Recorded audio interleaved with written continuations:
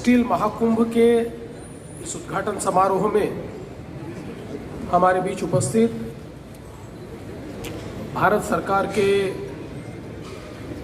नवीन और नवीनीकरणीय ऊर्जा विभाग के मंत्री आदरणीय प्रहलाद जोशी जी, मेरे साथी और महाराष्ट्र के उद्योग मंत्री श्री उदय सामंत जी, आईफा के president Yogesh Mandhani ji, secretary industries doctor P Anbalagan ji, resident representative UNDP India madam Angela लुसिगी,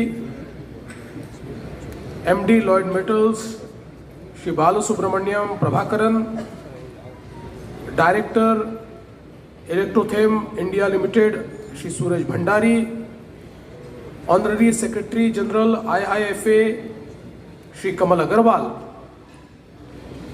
इस सभागार में उपस्थित स्टील इंडस्ट्री से जुड़े हुए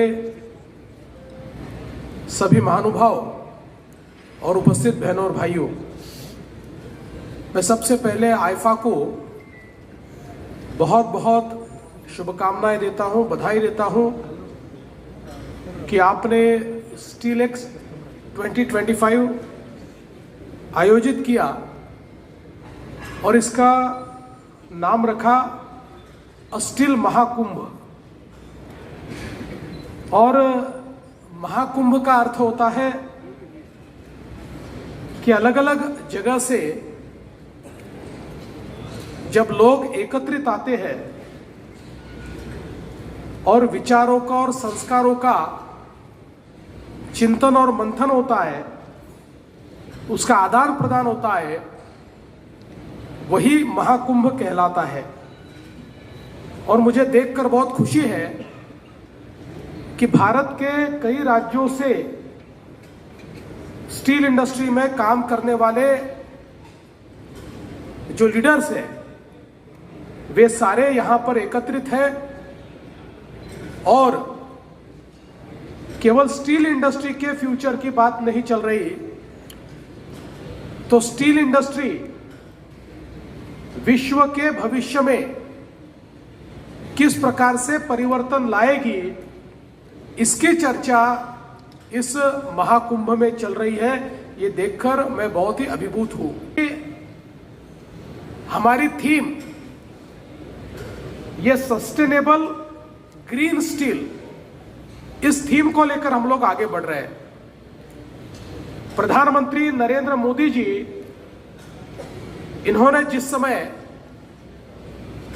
पेरिस समझौता पर हस्ताक्षर किए, उस समय कई लोग ये मानते थे कि जिस प्रकार के ग्रीन हाउस गैस एमिशंस को कट करने पर और जिस प्रकार से एनर्जी ट्रांसफॉर्मेशन पर मोदी जी ने हस्ताक्षर किए हैं, ये इम्पॉसिबल टास्क है, ये नहीं हो पाएगा। लेकिन अभी अभी हमारे आदरणीय मंत्री महोदय प्रहलाद जी ने बताया कि मोदी जी के नेतृत्व में भारत ने समय से पहले ये करके दिखाया है। महाराष्ट्र के माननीय मुख्यमंत्री देवेंद्र फडणवीस जी के नेतृत्व में ग्रीन स्टील का स्टील एक्स, इसमें ज़्यादा से ज़्यादा हमारा थ्रस्ट है ग्रीन स्टील का। ग्रीन स्टील का मतलब तो हमने भाषण में भी एक्सप्लेन किया है और अभी माननीय मुख्यमंत्री जी ने आपको बताया है। सारे दुनिया में आने वाले दिनों में हमारे जो भी मैन्युफैक्चरिंग होगा और एक्सपोर्ट होगा, उसके लिए कार्बन टैक्स लगने वाला है। सिंपल टर्म्स में बताना है तो इसलिए प्रधानमंत्री जी कम से कम इस 11 साल में जो भी, एक तो मैन्युफैक्चरिंग कैपेसिटी बढ़ाना है, दूसरी बात हमारा ओवरऑल प्रोडक्शन कैपेसिटी बढ़ाना है। स्टील में 300 मिलियन मेट्रिक टन हमको स्टील बनाना है, तो उसमें ग्रीन स्टील भी बनाना है। तो इसलिए इधर ग्रीन स्टील महाकुंभ इधर आईफा ने आज रखा था। हमारे रिन्यूएबल एनर्जी में इसके लिए ग्रीन हाइड्रोजन जो मैन्युफैक्चर हमको करना है, वो कैसे भारत ग्रीन हाइड्रोजन हब बने, उसके साथ ही साथ इस ग्रीन हाइड्रोजन हब के साथ, इस ग्रीन हाइड्रोजन के प्रोडक्शन के साथ ग्रीन स्टील का हब भारत कैसे बने। जो 300 बिलियन मेट्रिक टन हमने जो लक्ष्य रखा है, उसमें ज़्यादा से ज़्यादा ग्रीन स्टील बनाते हुए कैसे एक्सपोर्ट करें, इसका ये चिंतन मंथन आज हो रहा है। बहुत पॉलिसी डिसीजन भारत सरकार भी लिया है, महाराष्ट्र सरकार भी लिया है। इसीलिए आने वाले दिनों में हमारा कम से कम 50 million metric ton, I am not telling today itself, in coming few years, इतना तो हमको एक्सपोर्ट करना है। उसके लिए ग्रीन स्टील ज़रूरत है, देश के लिए भी ज़रूरत है, एक्सपोर्ट के लिए ज़रूरत है।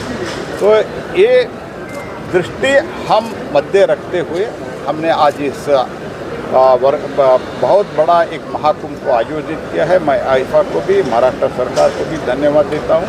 और हमारा स्टील मंत्रालय ग्रीन स्टील के लिए 5,000 करोड़ रुपए का एक वायबिलिटी गैप फंडिंग का भी अनाउंस किया है। उसमें भी राज्य विशेषतः महाराष्ट्र राज्य उसमें आगे रहेंगे।